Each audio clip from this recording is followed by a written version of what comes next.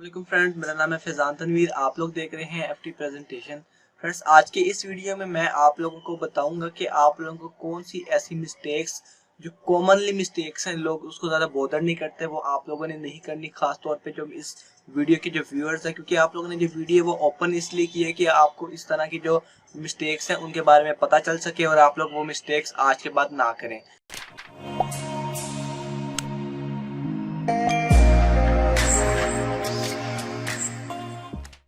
तो इसलिए आप लोगों ने वीडियो को पूरी देखना है। वीडियो बहुत ज़्यादा लंबी नहीं होगी, आपका ज़्यादा टाइम भी यूज़ नहीं होगा।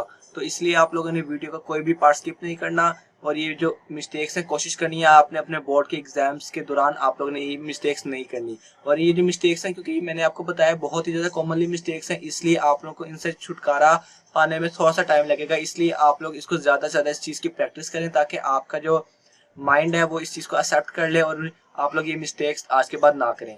क्योंकि बहुत ज़्यादा कॉमनली मिस्टेक्स हैं, आप लोगों को लगेगा जैसे कोई मिस्टेक ही नहीं है। तो वीडियो शुरू करते हैं। वीडियो शुरू करने से पहले अगर आप लोगों ने वीडियो को लाइक नहीं किया तो इसको लाइक कर दें, साथ ही अपने फ्रेंड में ज़रूर शेयर करें और चैनल को सब्सक्राइब कर लें। फ्रेंड्स, जो सबसे पहली मिस्टेक है वो ये है, जो बच्चे बहुत ज़्यादा करते हैं बोर्ड के एग्जाम्स में भी, कि वो लोग रिमूवर का बहुत ज़्यादा इस्तेमाल करते हैं। क्योंकि जो हम लोग 9-10 से ले 9-10 में या इसके अलावा जो उससे पहले भी जितनी क्लासेस हम पढ़ के आ चुके हैं, जब हमें पेन का इस्तेमाल कराना शुरू किया गया था, तब से जो बच्चे हैं वो रिमूवर बहुत ज़्यादा इस्तेमाल करते हैं। वो जो भी चीज़ उनकी छोटे से छोटी चीज़ गलत होती है वो उस पर रिमूवर यूज़ कर लेते हैं, ताकि उनके मुताबिक तो ये होता है ना कि अगर हम लोग उसको रिमूव कर लेंगे तो वो बुरा नहीं लगेगा।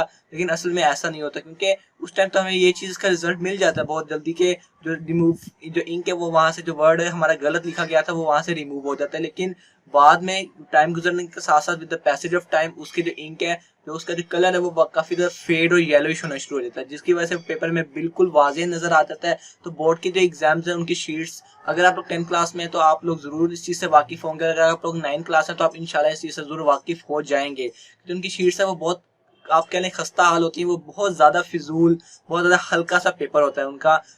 और वो क्योंकि क्वालिटी वाइज वो शीट अच्छी नहीं होती, जिसकी वजह से अगर हम वहाँ पे गलती करेंगे तो वो उसके ऊपर खास तौर पे अगर उस पर रिमूवर इस्तेमाल करेंगे तो वो हमारा जो पेपर है वो वहाँ से ख़राब होना शुरू हो जाएगा। और बोर्ड के जो जो रूल्स होते हैं उनमें भी ये चीज़ वाज़ह तौर पे लिखी गई होती है कि जो आपने इंक रिमूवर जो यूज़ नहीं करना। ठीक है फ्रेंड्स, जो उसके अलावा आप लोगों को ये कोशिश करनी है कि आप लोगों को इंक रिमूवर की यूज़ ही ना हो आप लोगों के पास। आप लोग उसको ध्यान से लिखें, अच्छी तरह लिखें, ताकि आपको रिमूवर की ज़रूरत ही ना पेश आए। कटिंग अगर हो भी जाती है, क्योंकि आप लोग, हम सब इंसान हैं, अगर हम लोगों से कोई गलती हो भी जाती है तो उसका जो बेस्ट हल है वो ये है कि आप लोग उसके गिर्द ब्रैकेट्स लगाएं। ब्रैकेट्स लगा के छोटे से ऊपर ना क्रॉस लगा लें। आप लोग ने ये नहीं करना कि आप लोगों ने ऐसे लाइन मार देनी। अगर आपका कोई वर्ड खराब है आप उस पर ऐसे लाइनिंग कर दें, ऐसा आप लोगों ने नहीं करना। आप लोगों ने उस पर साइड पे ब्रैकेट्स लगा के उस पर छोटे छोटे क्रॉस लगा देने हैं। एक तो एग्जामिनर को क्या पता, एग्जामिनर क्योंकि बहुत तेजी में चेक कर रहे होते हैं, क्या पता उनकी जो नज़र है वो उस चीज़ पे जाए ना, आपके लिए बेनिफिट होगा। और अगर चली भी जाएगी तो उसको पता चल जाएगा कि यहाँ पे हम लोग, यहाँ पे गलती थी इसलिए इसको सेट कर लिया गया, इसको हम लोगों ने क्रॉस लगा दिया। ठीक है, ये चीज़ हो गई। और आपको एक मज़ेदार बात ये भी बताता चलूँ कि जो एग्जामिनर होता है ना, जब वो पेपर चेक कर रहा होता है तो उसको कोई भी चीज़ ऐसी हाईलाइट मिले ना, हाईलाइट उसको सिर्फ वो चीज़ मिलनी चाहिए जो बोर्ड में इंपॉर्टेंट है, जो आपके जो की पॉइंट्स हैं क्वेश्चन के, वो ना कि आप लोग उसको जो गलत आप लोगों ने क्वेश्चन किया है, आप लोग, सॉरी, क्वेश्चन तो आप कह नहीं सकते, जो वर्ड है वो आप लोगों ने गलत किया, आप उसको ज़्यादा सारा, मतलब कि आप लोगों को पता है कि किस तरह आप लोग मार्कर से ऐसे कर देते हैं या स्लैशेस डाल देते हैं। तो इससे क्या होता है, वो चीज़ प्रोमिनेंट हो जाती है और वो जो एग्जामिनर या चेकर होता है ना उसकी नज़रों में आ जाती है। तो वो फिर समझता है कि इस बच्चे को आता नहीं था या इसने इस तरह का काम किया कि इसको गलत करना पड़ गया, इसको बाद में काटना भी पड़ा है। तो जिससे ना एक बैड इंप्रेशन जो होता है वो एग्जामिनर या चेकर के जो माइंड में वो क्रिएट हो जाता है। तो ये आप लोगों के लिए नुकसान वाली बात है, तो इसके लिए इस चीज़ से ज़रूर बचें। इसके बाद आप लोगों ने फ्रेंड्स टेंशन नहीं लेनी है अपने पेपर एग्जाम के दौरान, क्योंकि मैंने देखा है, मैं खुद भी जब अपने बोर्ड के एग्जाम दे रहा होता हूँ तो ना वो बहुत ज़्यादा बंदा नर्वसनेस फील करता है। बेशक आप जितने भी अपनी पढ़ाई या स्टडी से रिलेटेड आप कॉन्फिडेंट है, लेकिन आप ज़रूर ना ज़रूर आप लोग ना, आप जो नर्वस वो ज़रूर होंगे। तो आप लोगों ने एनजाइटी या नर्वसनेस का शिकार नहीं होना, आप लोगों ने अपने माइंड को रिलैक्स करना। ज़ाहिर बात है, अगर आप लोग 9th क्लास में तो इसका आपका फर्स्ट एक्सपीरियंस होगा, लेकिन अगर आप 10 क्लास में या फर्स्ट ईयर में भी है ना, तब भी आपको एक बार ज़रूर नर्वस ज़रूर आप लोग फील करेंगे। तो नेचर है, आप करें भी, लेकिन ना उसको आप लोगों ने अपने माइंड पे ना उभार नहीं लेना, आप लोगों ने इस तरह अपने माइंड पे बिठा नहीं लेनी वो चीज़। आप लोगों को नर्वसनेस फील होती है, ठीक है, आप उसको थोड़ा सुकून करें, रिलैक्स हों, काम फील करें, तो उसके बाद आप लोग अपना जो आपका पेपर है वो शुरू कर दें। आप लोगों ने उसको दिमाग पे सवार नहीं कर लेना। आप लोगों ने जो आपको एनजाइटी या आप लोगों के जो नर्वसनेस होगी ना, उसको आप लोगों ने ज़्यादा नहीं करना। इसके बाद फ्रेंड्स, जिस तरह मैंने आपको पहले भी बताता हूँ कि जो वॉच है ना, ये वॉच आप देख सकते हैं, इसको आप लोगों ने बार बार नहीं देखना बोर्ड में, क्योंकि इससे ना जो बंदा है वो नर्वस, मैंने को पहले बता दिया ना, नर्वसनेस फील करता है। उसको लगता है कि जैसे अभी मेरे काम बहुत, बेशक उनका उसका जो काम है वो कम है, लेकिन उसको ऐसा लगता है जैसे उसका काम ज्यादा पड़ा है, उसके पास टाइम कम बच गया है। तो इससे आप लोगों का जो पेपर है उसकी जो क्वालिटी है वो भी खराब हो सकती है। आप लोग जल्दी जल्दी टेंशन में आके जल्दी जल्दी लिखना शुरू कर देंगे, जिसकी वजह से जो आपका जो पेपर का ओवरऑल लुक होगी वो काफी ज्यादा उस पर बैड इफेक्ट पड़ सकता है। तो आप लोगों ने इस चीज से भी बाज रहना है कि ज्यादा से ज्यादा आप लोगों ने वॉच को नहीं देखना। मैंने आपको पहले भी, आप अगर आप लोगों ने ये चीज़ देखनी है तो आप इस चैनल की जो प्रीवियस वीडियो है आप वो देख सकते हैं। उसमें मैंने आपको काफ़ी अच्छी तरह डिटेल से बताया कि आप लोगों को वॉच वगैरह कब, कैसे और क्यों देखनी चाहिए। एक्स्ट्रा आप लोगों ने नहीं देखनी तो आप लोग ये आई बटन पे, यहाँ पे आप लोग चेक कर ले सकते हैं, उसको अच्छी तरह वॉच भी कर सकते हैं। और उसके अलावा उसका जो लिंक है वो मैं आपको डिस्क्रिप्शन में भी गिवन कर दूंगा। इसके बाद फ्रेंड्स, आप लोगों ने जो अपना पेपर है, जो सबसे इंपॉर्टेंट चीज़ है, क्योंकि जो बोर्ड के एग्जाम का मतलब ही उसका जो पेपर होता है वो सबसे ज़्यादा इंपॉर्टेंट चीज़ है। उसको आप लोगों ने गंदा नहीं करना। आप लोगों ने गंदा आप किस तरीके से कर सकते हैं, आप उसको रिमूव करके, जिस तरह मैंने आपको पहले ही पॉइंट में क्लियर कर दिया कि आप लोग उसको रिमूवर से गंदा कर सकते हैं, आप कटिंग से उसको गंदा कर सकते हैं। आप लोग उस पर गलती से आपके पेन, अगर आप लोग गंदा, आपका जो पेन है वो लो क्वालिटी का है, वो बार बार इंक को छोड़ता है, तो आप वो जो पेपर है वो गंदा हो सकता है। तो ये चीज़ बहुत ज़्यादा बैड इंप्रेशन जो एग्जामिनर उस पर क्रिएट कर सकती है। तो इसलिए आप लोग जो पेन वगैरह है वो अच्छा पेन लेके जाएं, नया नहीं लेके जाना, क्योंकि आप लोगों ने वो पेन लेके जाना जिसकी जो आपके हैंड पे प्रैक्टिस हुई हुई है, वो पेन आप लोग लेके जाएं। लेकिन ये कोशिश करें कि उसमें इस तरह का कोई मसला ना हो। अगर मसला है तो जल्दी से जल्दी, अगर अभी भी आप लोगों के अभी बोर्ड के जो जो पेपर्स है उनमें काफ़ी टाइम बचा हुआ है, तो अगर आप लोगों को पता चल गया कि मेरे जो पेन वगैरह है उसमें ये मसला है, तो आप उसी टाइम चेंज करें। और साथ ही ना जो अपने नया पेन लेके आएंगे या किसी से बोरो करेंगे उसको अपने हाथों पे चला लें एक बार, ताकि जो आपके हाथों पे अच्छी तरह चल जाए और आपको जो बोर्ड की एग्जाम है उसको में आपको परेशानी ना हो।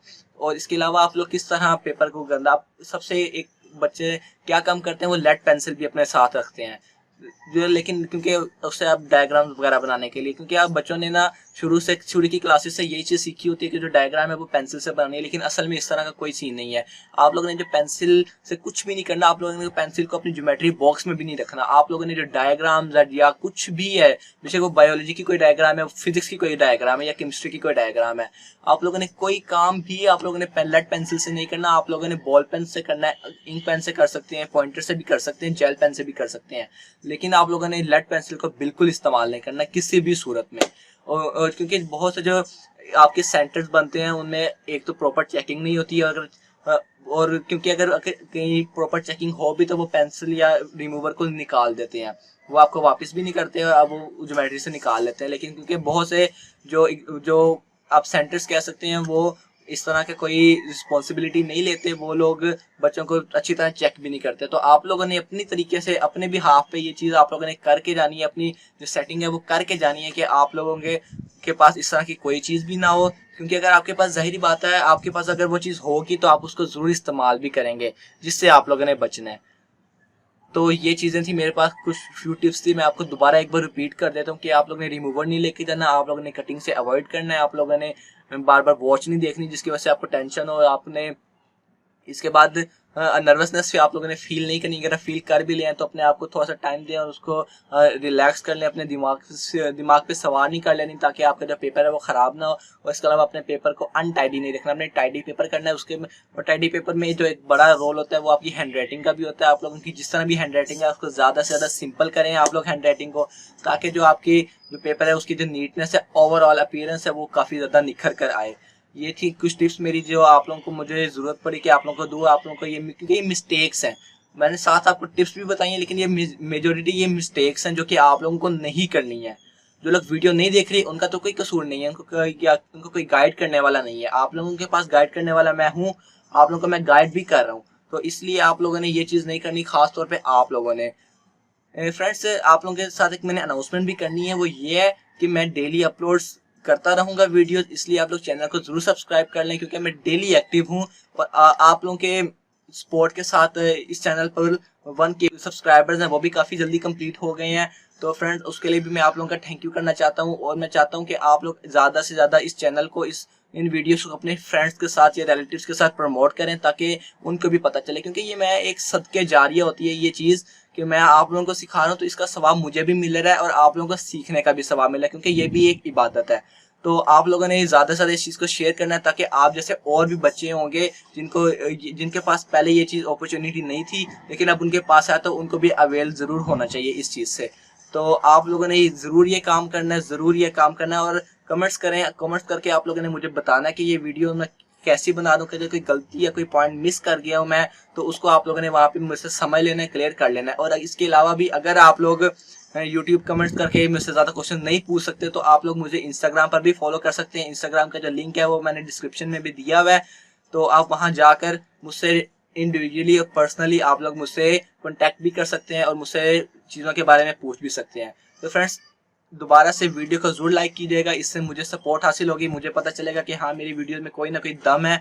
तो अगर ये चीज़ मैं इस तरह मैं और मोटिवेट होऊंगा आप लोगों के लिए रोजाना डेली वीडियोस लाने के लिए। अब मैं मिलता हूँ आपसे अमेजिंग अगली इंटरेस्टिंग वीडियो में, तब तक के लिए मुझे इजाजत दें। अल्लाह हाफिज। अपना बहुत सा ख्याल रखें आप लोग।